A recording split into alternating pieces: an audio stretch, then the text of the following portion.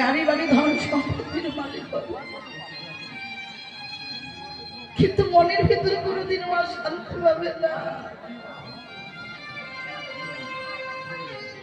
আর তোমার doctor, master, ইঞ্জিনিয়ারের পিতামাতা না হয়ে একজন কৃষ্ণ ভক্ত সন্তানের পিতামাতা হতে পারে, তখনই হবে তোমাদের পিতৃজনম মাতৃজনম ধন্য। আজকে তোমাদের এখানে কৃষ্ণ ভক্ত সন্তানরা আছে বলে আজ এখানে চাঁদের বাজার হচ্ছে, ভক্তের আগমন ঘটেছে, ভক্ত সেবা হচ্ছে। আজকে যদি কৃষ্ণ ভক্ত সন্তান না থেকে বড় বড় ডাক্তার, ইঞ্জিনিয়ার, ব্যারিস্টার থাকতো, এখানে কীর্তন হতো না। জেনে রাখবে, কোন বংশে যদি একজন কৃষ্ণ ভক্ত সন্তানের জন্ম হয়, সে একজন কৃষ্ণ ভক্ত